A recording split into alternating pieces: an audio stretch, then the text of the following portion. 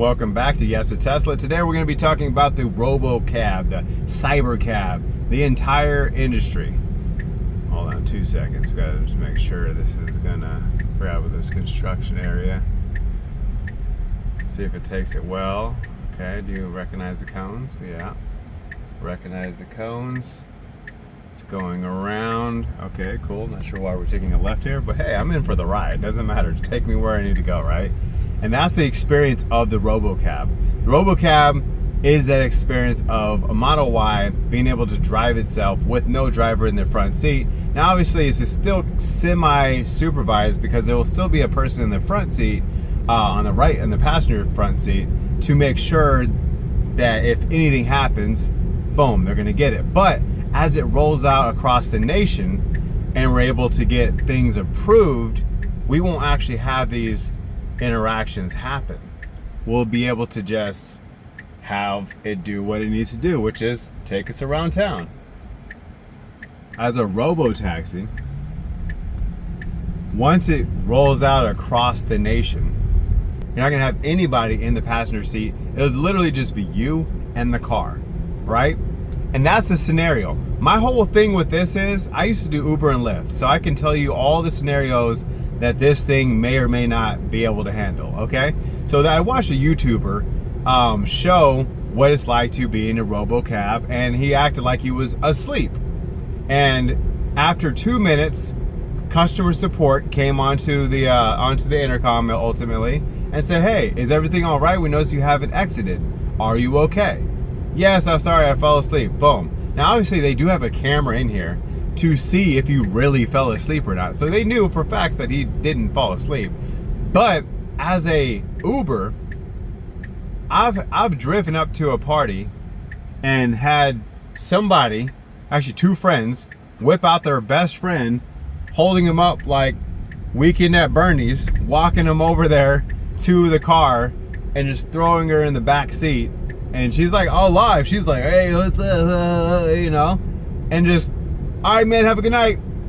So I'm a stranger. I'm a guy, a stranger at that, and I'm a guy. And that's exactly what you would do with your best friend. So I know for facts that once Robocab comes out, they will be more than happy to roll that out because there's other Uber drivers that wouldn't even take their ride. So think about that.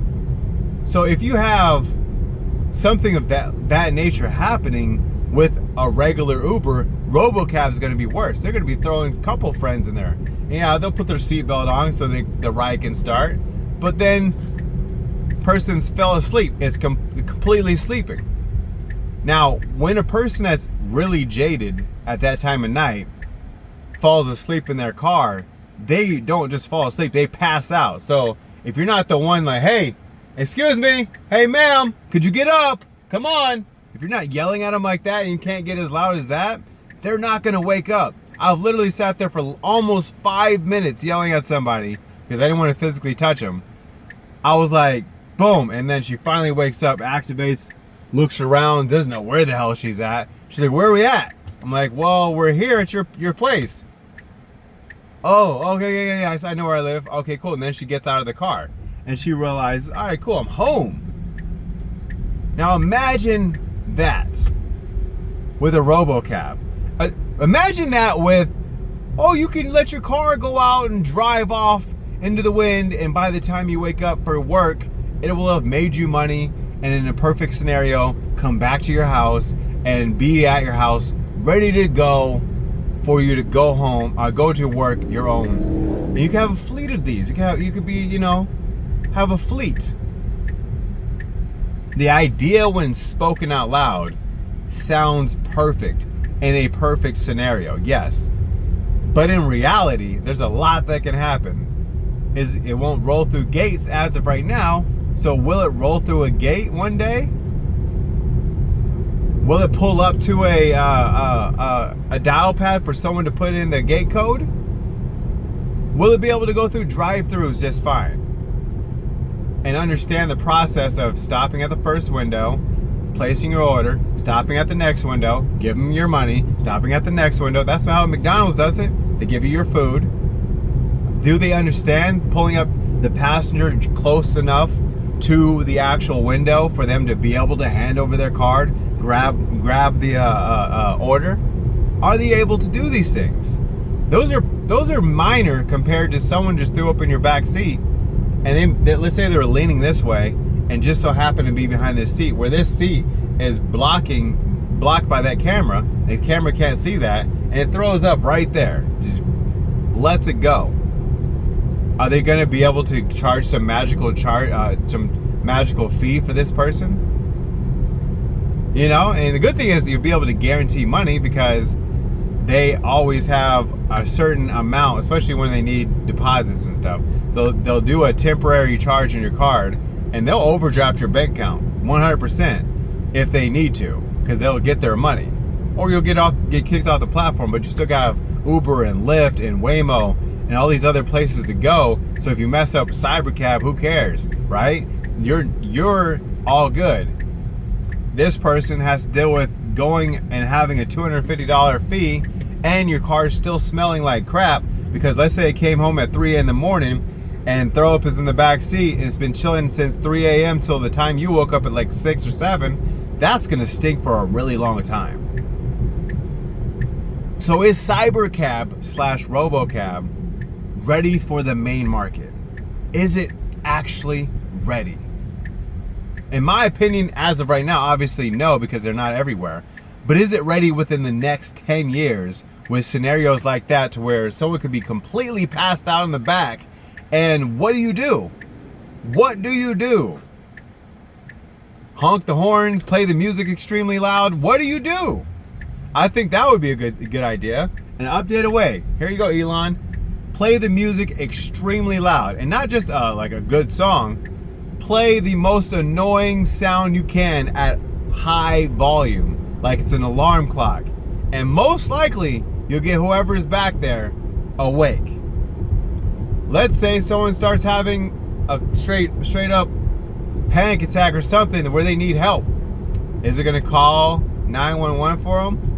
What if they're like jittering in the back seat? They can't get it together. They can't press the buttons down here to be able to signal to the non-existent driver that the car needs to stop or needs to contact 911. You know what I'm saying? Like, these are things, like real stuff can actually happen, and you're putting real people at risk versus just the environments that they're driving in. Things like that can happen. If something like that happened in an Uber with a person in it, they would just stop and call 911. It's easy. You just call 911. That's all you got to do. So when you put all of your trust inside of a car like this, it's well equipped to get the job done. But it's not going to be perfect. And it never will be. But it'll be close to perfect as it can be. And there's still scenarios it's going to fail at. It's going to hit some newsstands real quick. Right now, it's easy because it's on easy mode. There's a person in the front seat.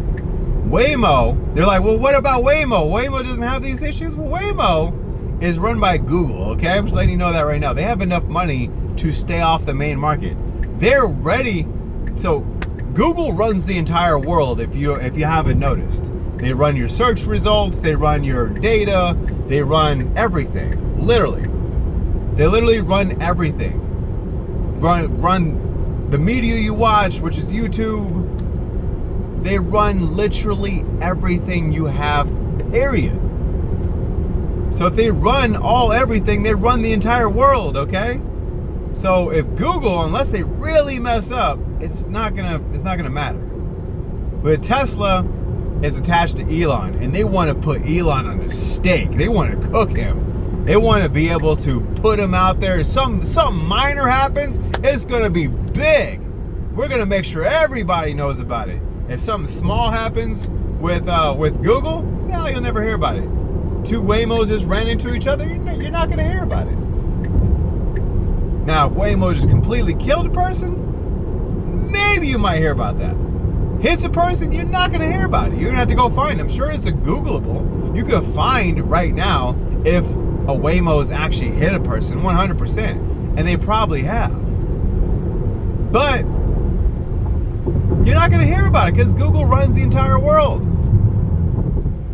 Understand that they are trying to cook Tesla. They don't want Tesla to even exist on the main market. They want Tesla to be subpar to everything. And it's about to take over because it's learned quickly. It's adapted quickly. It's got things done quickly. Quicker than the competition, which has had more than a fair start.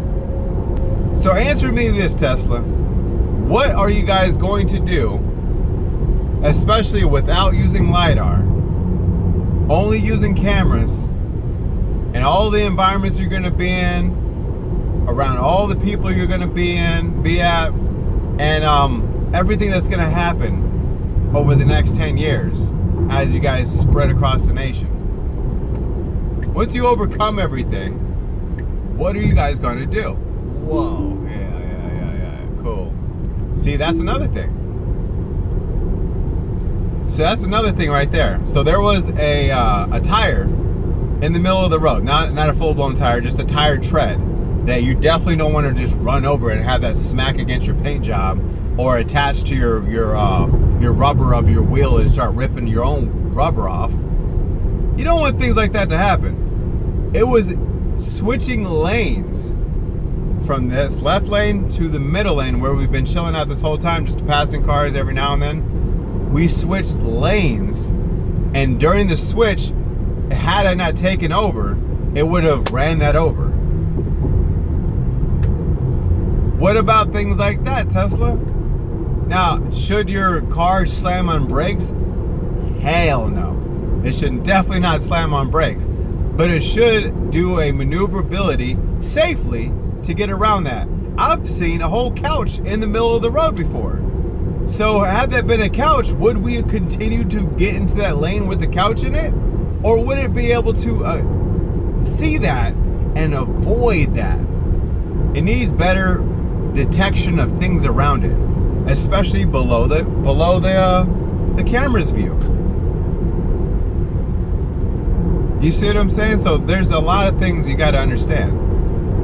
Tesla has got a lot ahead of them because right now they don't want that. The competition does not want them to win, so they're going to do everything they can to keep and suppress them down. That's why Waymo is winning with, oh, you got perfect records. No, you don't. I know you don't have perfect records, but according to Google, because Google runs the entire world, they have perfect records. Tell me what you think down in the comments, and if you are thinking about buying a Tesla, please make sure you use that link down below. It'll help out the channel as well as it'll help you out more than it'll help me out. I appreciate you, and I'll see you on the next one.